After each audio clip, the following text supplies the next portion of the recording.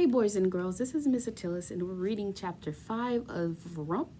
If you have your book, you can read along as I read, okay? The next ration day, Red and I walked home together from the mill.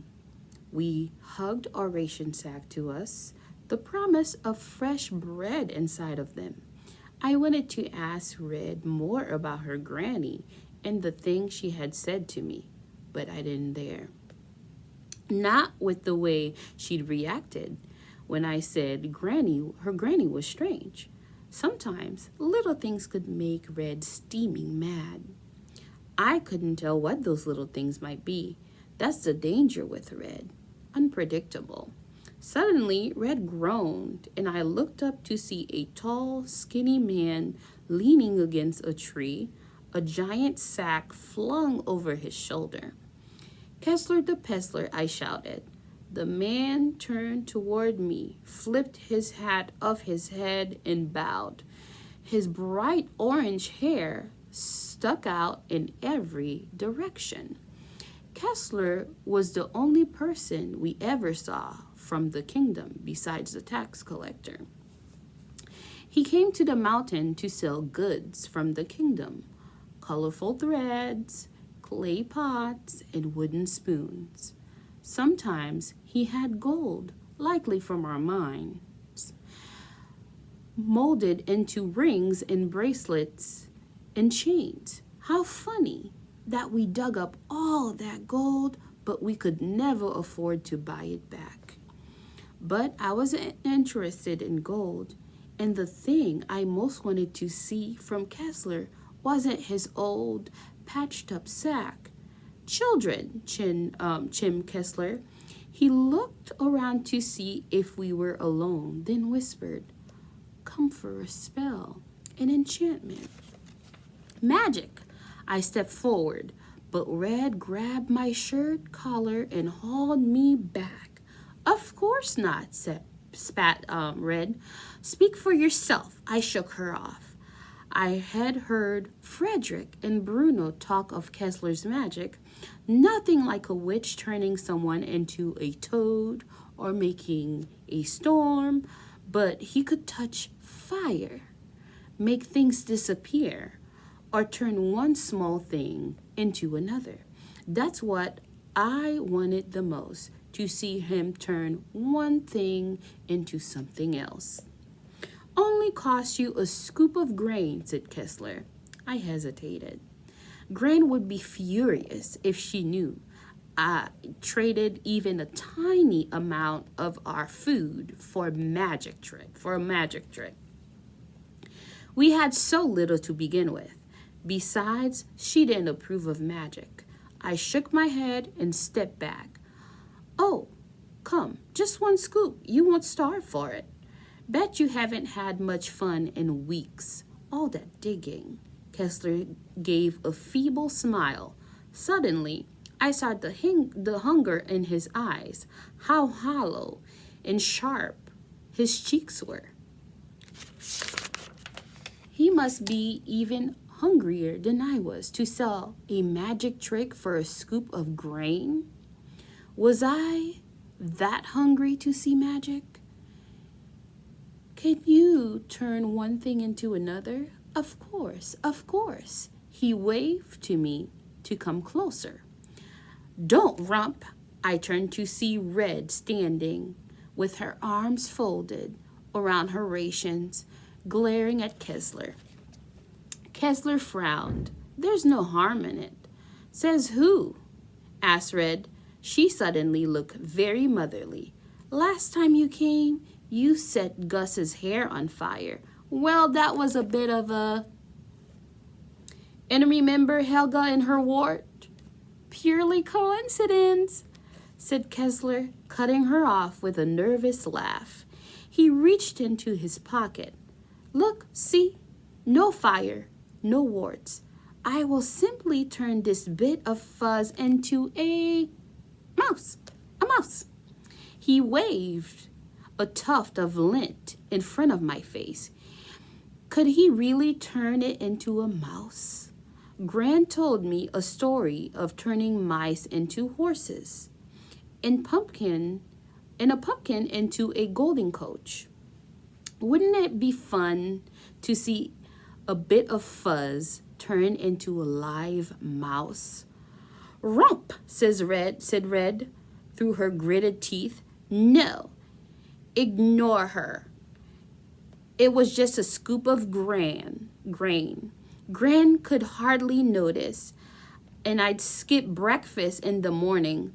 That was fair. I opened the ration sack, and Kessler whipped a tin cup from his pocket. He quickly scooped out a heap of flour and then pocketed again. My stomach clenched. I'd have to skip 3 breakfasts for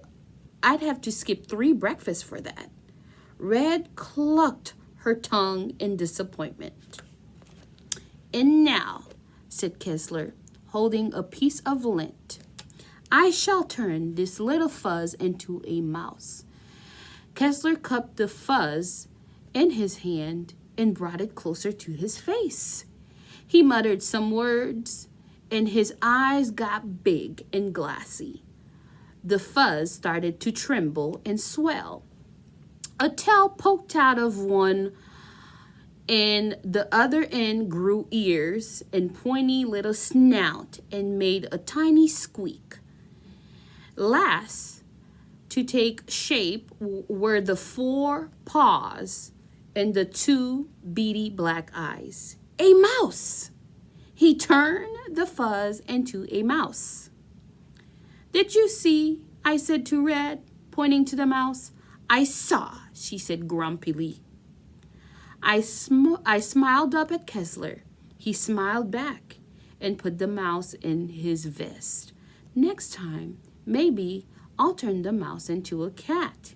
Eep, eep. We looked down to see another mouse scurrying towards us. Then another and another. Eep, eep, eep. 6 mice were skittering over Kessler's feet. Well, look at that. He pulled the mouse out of his pocket. They've come to greet their new friend. Isn't that magical? I started to nod in agreement, but then I heard strange noises, pattering like rain, and also distant squeaking like a flock of birds taking flight. The sound got louder. Here it comes, said Red. Kessler's eyes went wide. He held the mouse up and stared at it. Oh my! Then came the explosion, an explosion of mice. Hundreds of mice poured from trees and holes in the ground, through windows and under door cracks. Screams and shouts echoed throughout the mountain. Something crashed in a nearby cottage, and a man threw open the door and fled with a dozen mice squeaking at his heels. The mice converged and ran towards us. I scrambled up a nearby tree and wrapped my legs around it. Time to go. Kessler hitched his pants, flung the sack over his shoulder, and ran, mice trailing in his wake.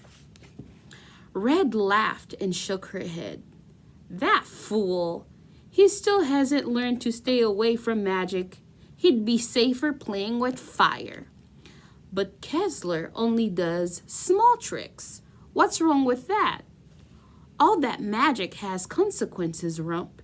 Even small magic can have big consequences. And if he had turned it into a squirrel, would all the squirrels have attacked? Something entirely different could have happened. Something even worse, like maybe he would have grown squirrel teeth. Red stuck out her teeth and wiggled her nose. I laughed. Red opened her squirrel face. She laughed. She looked gave and Grimm.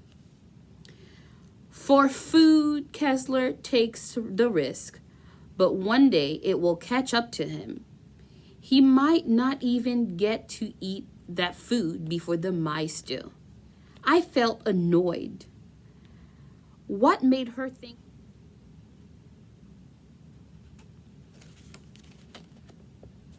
Time to go. Kessler hitched up his pants, flung his sack over his shoulder, and ran, mice trailing in his wake. Red laughed, and she shook her head. That fool. He still hasn't learned to stay away from magic. He'd be safer playing with fire. But Kessler only does small tricks. What's wrong with that? All that magic has consequences. Rump, even small magic can have big consequences. If he had turned it into a squirrel, would all the squirrels have attacked? Something entirely different could have happened. Something even worse, like maybe he could have grown squirrel teeth. Red stuck out her teeth and wiggled her nose.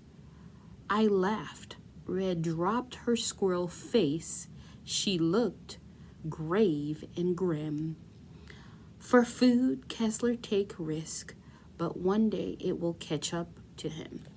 He might not even get to eat that food before the mice do. I felt annoyed. What made her think she knew everything about magic? Well, I thought it was brilliant. I should have paid him more, I said. Why? He got rid of all the mice in the village. Red stared at me, then shook her head and walked away. If I could, I would do magic. I would change lots of things for good, like make myself grow or turn fuzz into food. I'd put more gold in the mountain. That bit of magic made me hungry for more. More magic, more transformation, and not from Kessler. I wanted magic all my own. How bad could the consequences be? All right, hope you guys enjoyed it.